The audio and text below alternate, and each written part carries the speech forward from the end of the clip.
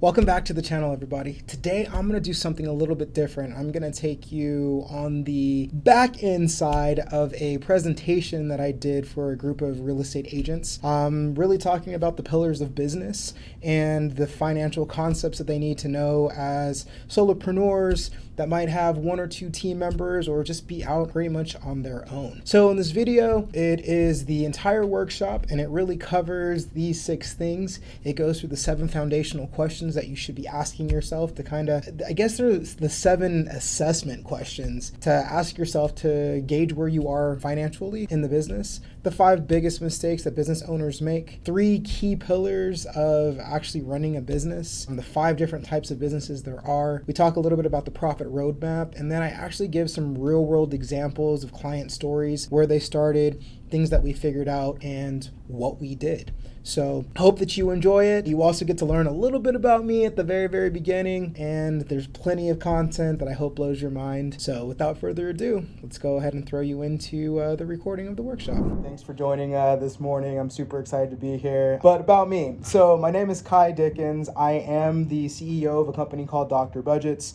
I've recently started a YouTube channel called The Profit CFO. Everything that I do is around money, finances, helping you on the personal and the business side. I actually started off as a client and a coach for the former owner. I coached him around the business and I was like, oh, this is pretty cool. So let me go ahead and kind of pop in and see what he can do with my money. From there, he kept bugging me to be a coach for him. I said no for about 2 years, and then he finally was like, please. He gave me 2 clients and I fell in love with the whole process. Fast forward about 6 years of me being in the business, he offered me my book of business. I counter offered to purchase the business. And as of January 1st, 2021, I actually became the sole owner of Dr. Budgets, and I've spent the last 2.5, almost 3 years, just kind of rearranging things and make it better for our clients. So today, ultimately what I want to do is I just want to kind of open your eyes to a couple of things that I see constantly with business owners that I work with their personal finance. I've got a little bit of an assessment for you guys to do, which is just to kind of, it's not to beat yourself up or anything, but it's just to kind of give you some clarity around where your money stuff might be and a couple of places that you might be able to play in order to make sure that you're making more profit at the end of 2024. We're going to dive into a couple of examples of the main things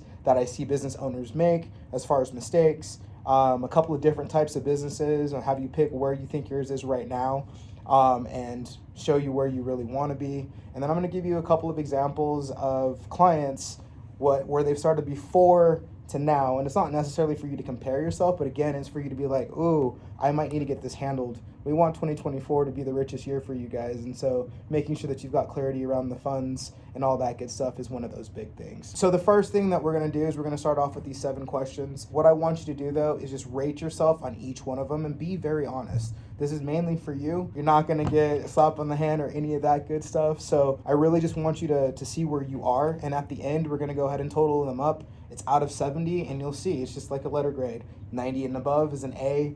50 and below is an F, okay? So the first question is, do you know your business finances? Like, how well do you know them? Like, if I was to sit down with you right now and be like, hey, what is the revenue that came in? What's gross? What are your expenses? How much are you taking home? What is the percentage of supplies? Would you be able to give me those answers? So on a scale of 1 to 10, please go ahead and rate yourself. Question 2, do you have regular profit meetings? And this is either with yourself where you sit down and, you're just spending some time like looking at the numbers, trying to figure out what the profit's going to be, what you can change, or it could be with the team, it could be with the mastermind, it doesn't always have to be individual, but do you have them? And by regular, are we talking once a week? Are we talking once a month? Is once a month regular enough for you? Another huge question for owners, do you lose sleep over your finances? Do you worry about where the money's going to come from? Or are you holding on to something too long? Did you pay too much for it? Is it now impacting your cash flow and you don't know how to cover it? Are you having problems paying your team? Are you paying them too much? There's a lot of those little questions that kind of pop underneath. Do you feel guilty taking money out of the business? I've run into quite a few owners that are like, yeah, I'm making this much, but I feel guilty actually paying myself this much because I need to put it back into the business. Do you have a system that automates profitability? And what I mean by this is there money that's already taken out of your account, put into a different account to make sure that you've got some profit, or you can use those for opportunity funds. And do you feel like even though you're making more and more every single year, you're taking home less or the exact same amount? So essentially revenue's going up, expenses are going up, and you're still taking the same cut even though you're working just as hard, if not harder. And the last one, would your business survive a market crash? So let's go back 4 years.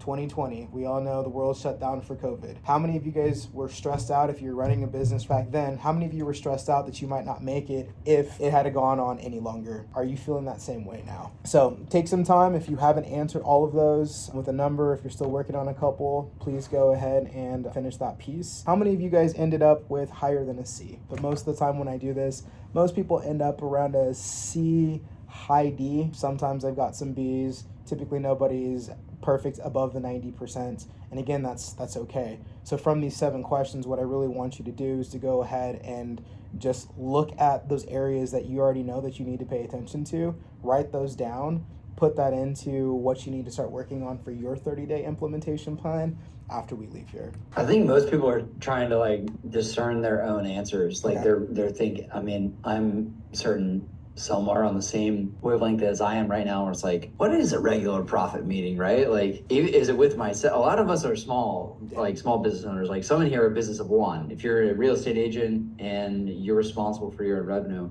you're looking at like a business of one. Yeah. So it's like, is it a regular profit meeting? Like, do I think about that to myself? Yeah. Or would I rate myself on that, right? So absolutely. I think that's what the lack of responses right there. I got you. But and that, I mean, that's a good I'm distinction. probably a B. To give you an answer, probably a B. Okay.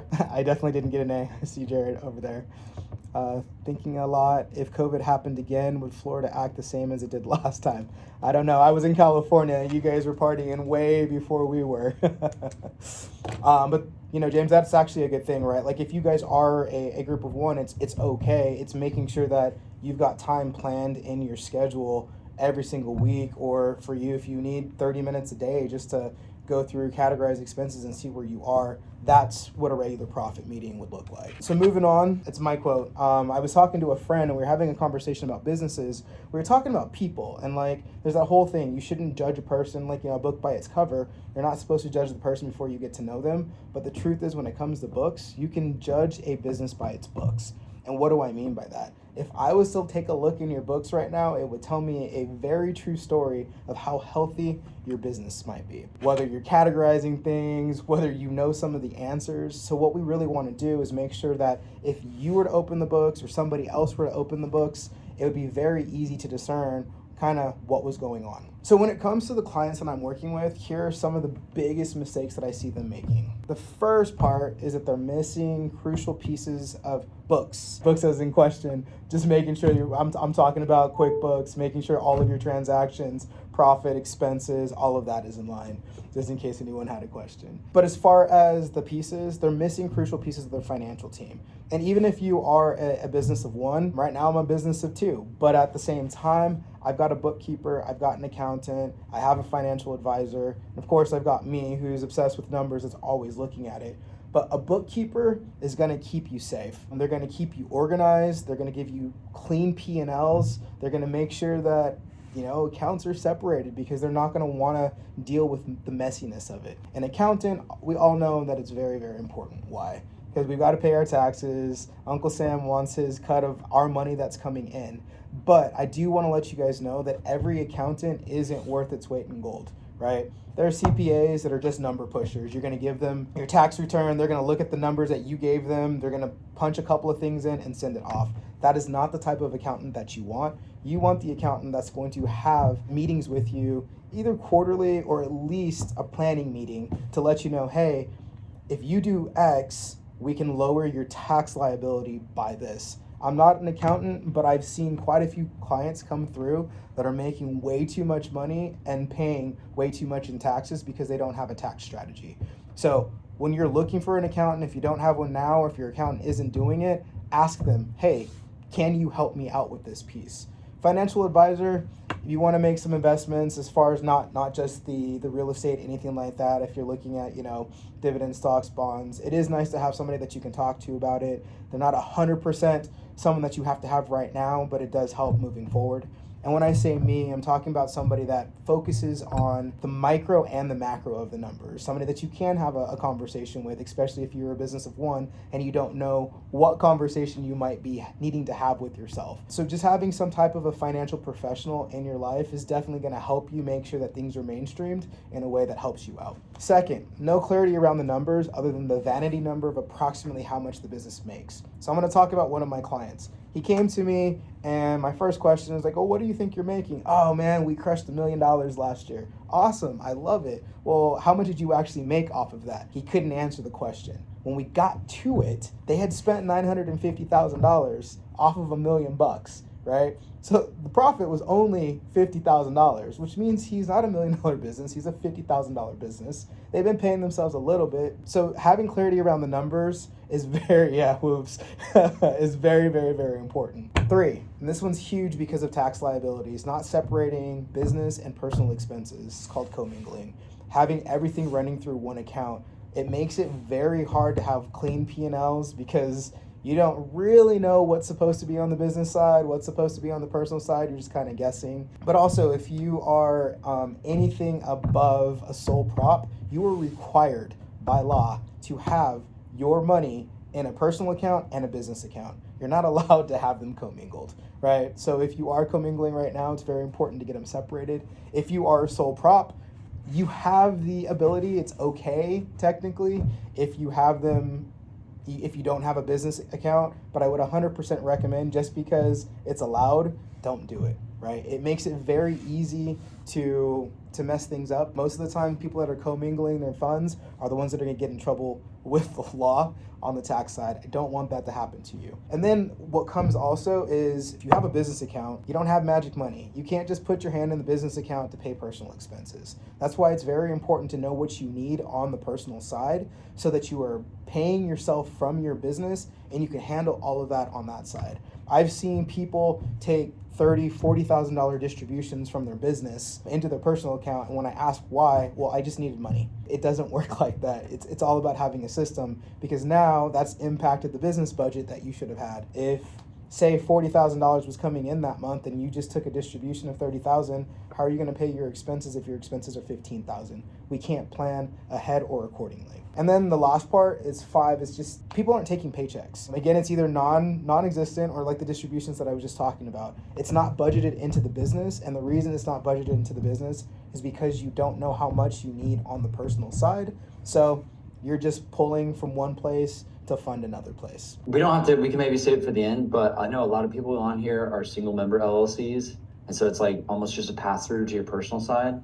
So maybe we could circle back towards the end about like differences between that versus a multi-member LLC, corporation, S corp. I don't think this is like a tax planning session, but curious if any of your input there would differ, knowing that a lot of us are probably single member LLCs. Honestly, it wouldn't. I would just say still go ahead and put it through the business account, because it keeps things very, very, very clean, and because of that, you can budget things out. You can see how much is going to, if you're paying contractors, if you're paying for supplies, if you're paying back a loan, if you're paying back credit cards, versus it being on the personal side. But it's a great question. I encourage everybody, no matter if you're starting a hobby business, to go ahead and separate it out, just so you know. So when it comes to business, there's 3 different pillars that I think are extremely, extremely important. Having clarity, its systems, and its processes. Clearly, clarity is being able to understand what you are making and actually knowing what is coming in versus going out, right? And when it comes to clarity, we're looking to just identify goals, prioritize your why. You're going to evaluate your current numbers on both the personal side and the business side, just so you 100% are in the know of what's going on for you. And then you're going to use those numbers to be able to implement change based off of any type of that assessment that you used. From there, you're going to access the missing pieces of the system so that you can start working on getting them together. When it comes to systems, the systems help you understand what you're making. So you can take the money that you're making, you can create a system to separate the accounts, create buckets, and you can simplify things with dashboards so that you're always on top of things. You make sure that you've got your financial team so that those financial systems are running, and then you can have a personal and a business focus. So kind of to break it down for you, definition-wise, what a system is, it's the provided framework that creates a set of rules that are well-defined and work together to achieve a common business goal. So a couple of things that you can start thinking about, like marketing, lead generation, little things like that. You have to have a system. You can't just show up and make it happen. When it comes to processes, these are the things that are going to help you understand what you're keeping as far as the business goes, creating a weekly, monthly, quarterly habits, kind of like we talked about, having that profit meeting with yourself, snapshots with specific intentional focuses. So what I like to do with clients is we break it down by 90 days. So say for you, it's just been clarity. Okay, cool. We're going to focus for a quarter around the clarity and getting the numbers clean. From there, we can start focusing on where we're going to apply the money for the next 30 days. Maybe that's marketing, generations, it's ops, right? So just kind of chunk it in a way that it takes it away from making you overwhelmed. And then there's accountability and strategies. So the definition for processes is it's a set of steps or actions that are taken to accomplish a specific task or achieve a goal that can be automated or you can manually do it. Some kind of personal examples of it. There's a process for you preparing breakfast. There's a process for you placing an order, whether it's ordering furniture or ordering at a restaurant. There's a process for developing a budget. There's a process for purchasing a property. So the next piece for you is going to be that there are 5 types of businesses that I see all the time. There's a roller coaster, there's exhausting, there's blind, there's not-for-profit, and there's a gold mine. And these are kind of how I lump clients, and I'm like, hey, this is where we are when we first start off. So just kind of, without even knowing what they are just yet, if you had to guess, go ahead and throw it in the chat. Where do you think you are? Gold mine for some? Okay. Roller coaster. Okay, cool. Well, let's see where you actually are. When it comes to the exhausting business, so like we talked about the 3 things. There's clarity, there's process, and there's systems. When it comes to the exhausting business, what you do have, you've got clarity around what's coming in, what's going out, kind of what you're doing. You've got some processes, but you don't have systems in place. So you're constantly trying to recreate things in a way that has you running kind of all over the place, like you're on a treadmill, right? When it comes to a roller coaster business, you've got clarity, you've got systems, but you don't have the processes. And because you don't have the processes, it's literally like, yo, we're gonna launch, we do this, we sell the place, we have money coming in, oh my gosh, we're right back to where we were, right? And it's just a fast-paced ride all the time because you can't ever get it to essentially slow down. When it comes to the blinds business, you have systems, you have processes, but you don't have any clarity. So just because you have the systems to bring things in, you've got the processes to make sure that they're going right, if money is just flailing out, it's all over. You have blinders on. You're not 100% sure where anything is going. It's kind of like the client that I was telling you that brought in $1 million and ended up spending 950. He definitely did not have any clarity around anything that was going out. And then when it comes for the not-for-profit, this is what I call a not-for-profit. It is a business that has none of these. You are just flying by the seat of your pants. You do something, some way, sometimes the same way, but oftentimes it's just like, I'm gonna figure it out as I go.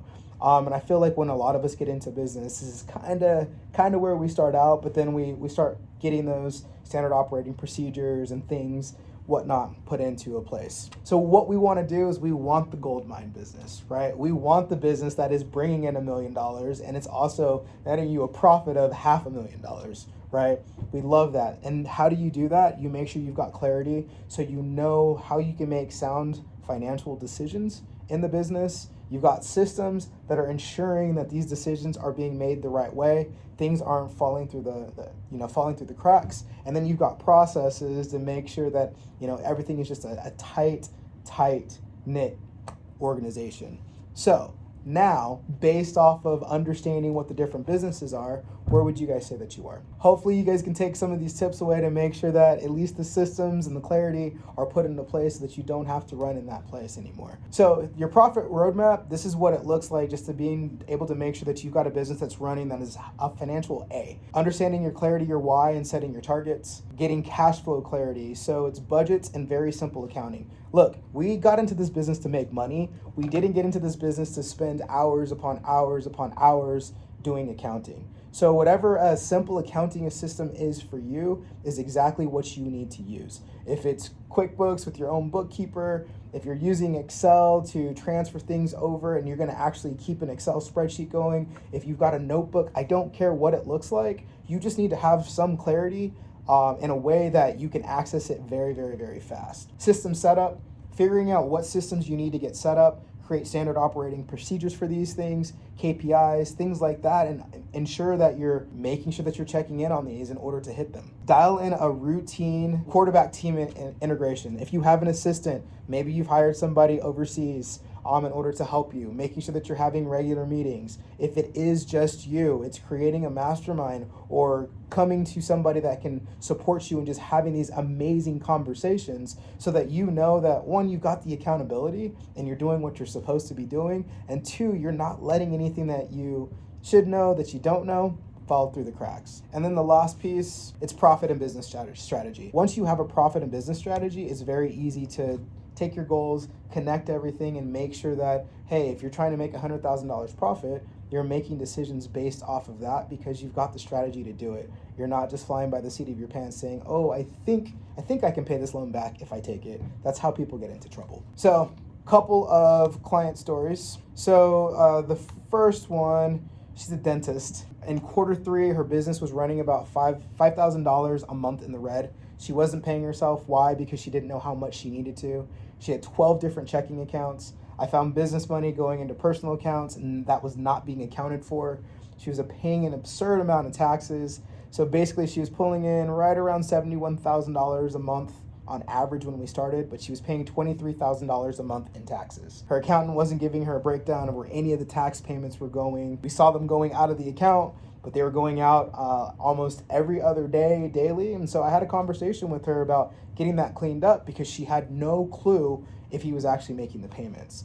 So what we found out is that money was going into the personal accounts that were attached to a family member that weren't being accounted for. So we got that cleaned up, convinced her to essentially close down those accounts and put in accounts that nobody else had access to other than her. Convinced her to get another, convinced her to get another accountant that focused on tax strategy, and her tax liability has now gone down. I think last year she ended up paying, well, after we've been working together for almost 8 months now, so over the course of the time that we were working together, she's been paying roughly around $11,000 now. We have her taking home about $17,000 a month.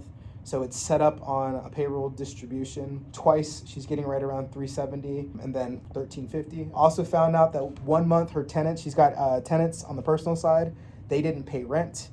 She would completely have missed that had I not called that to her attention. So we were able to get the $5,000 quickly back after that. And then on the business side, we found out that someone had hacked her account and charged a $2,000 expense that was double charged. So it went 2 times for almost $4,000. That wouldn't have been missed had we not been going through all the transactions. Another one of my clients, this is the broker that I was talking to you about. All of these businesses are over $1 million businesses as far as revenue that's coming in. So the business made, like I said, $1 million in 2022. Once we looked at it, it was $950K, just leaving a little bit over the $50,000.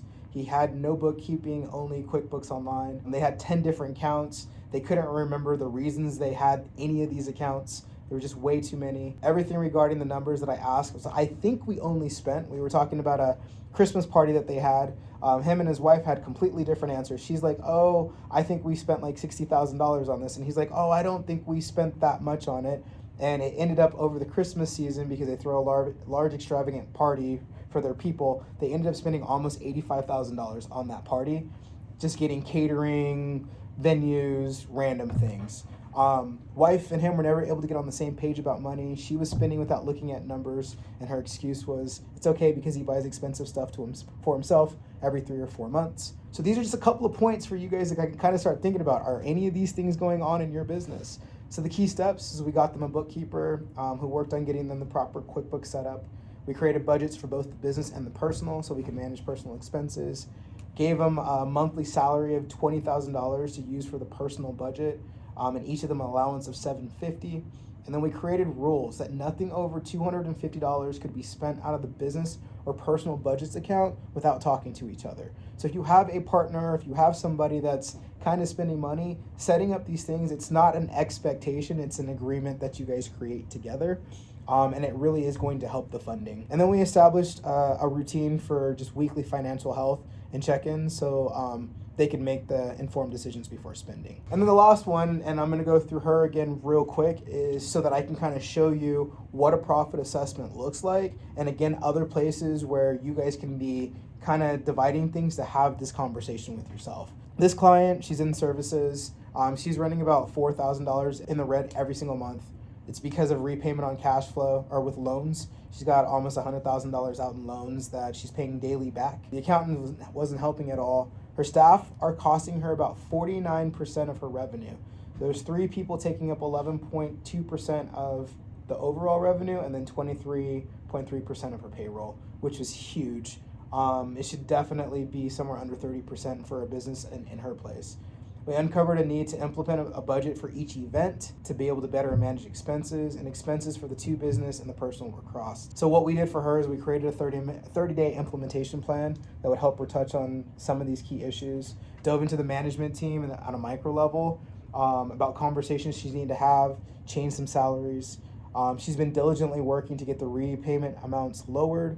We're working on KPIs for the business. How many of you guys actually have KPIs for your business all around? Like, and not just in like the home section, but like all around. I do, but it could always be better. Yeah, they're super important. And as you it's grow, taken me a while to get there. Yeah, I'm sure you probably started off with a few, and like as you've grown, you've added a couple to it, because as you grow, things change. And then when it came to the budget, we were able to cut out almost $8,000 of expenses first go, which will put her back in the black by almost $4,000 if the plan is executed. So when we sat down and had the conversation, we gave her a general overview. So here are 3 different places that you guys can look for opportunities for growth.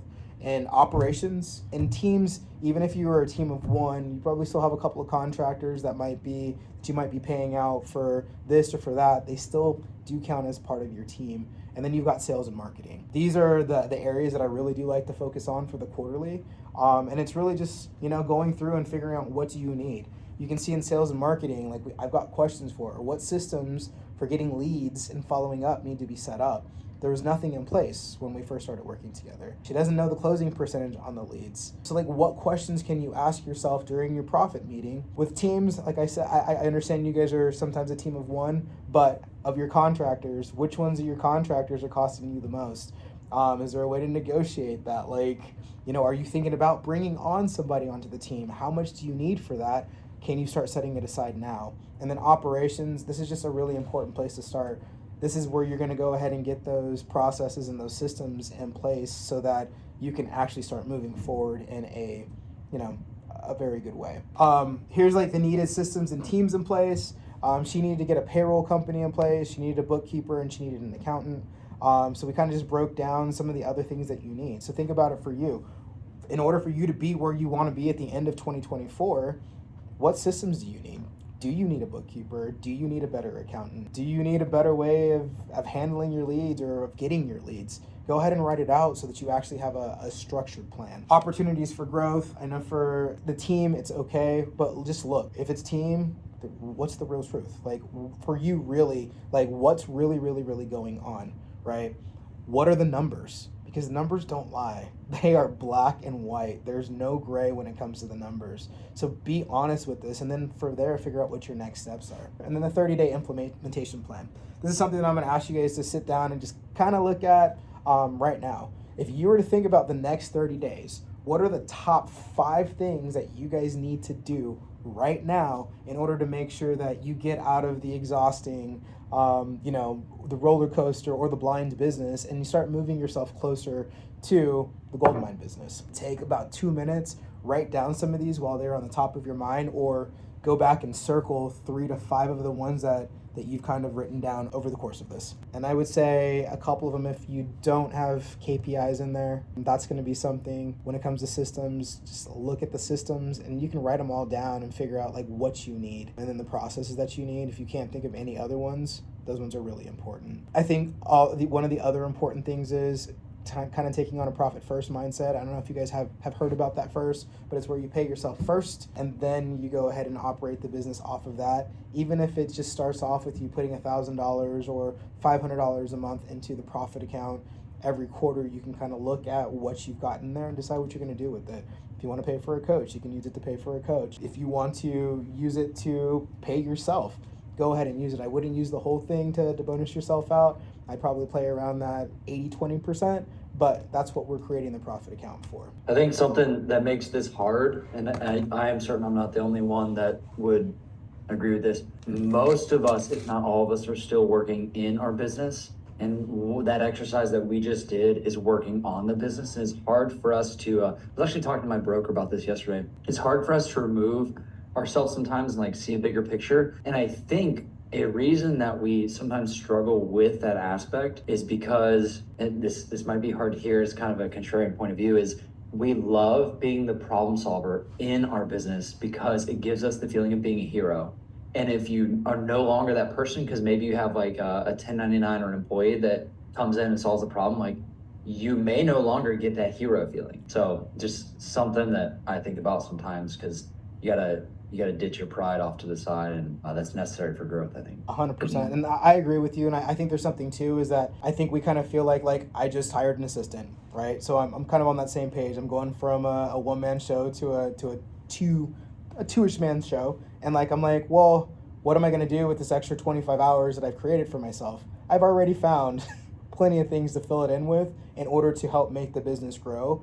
And kind of what James was talking about, like you don't have that hero feeling for the very beginning, but once you start seeing how sound everything is running and you having the time to step in and either support that team member, you still have it then, right? Because now you really are responsible for helping somebody else make money in order to help you make money. So just a quick thing on how I support people. So essentially on the macro side, I create the assessment. I really help people get clarity around the numbers, what they're making, spending, and they're keeping. And then on the micro side, we dive into the coaching. So I make numbers fun, just because I know most of us don't really like looking at them. We like looking at the numbers that are in our bank account, but not so much the ones that are on the paper. I help with the budgets for operating expenses, unexpected, expected, setting aside money for taxes, just making sure that you're doing everything that you're supposed to be doing. So that was a little bit of a look into the financial foundations of a business, some of the things that you need to be looking out for, and to really help you understand truly where you are right now so that you can change a couple of things and be able to move forward. I know we talked a little bit about the profit meeting in there and some of the biggest mistakes that owners make. I actually have 2 videos that I created that go a lot more in depth on that, so you can check out the profit meeting here or the biggest mistakes that business owners make here. Feel free to drop in the comments if you have any questions that you would like me to go ahead and cover. I'm more than happy to do that for you. Other than that, I will see you guys soon.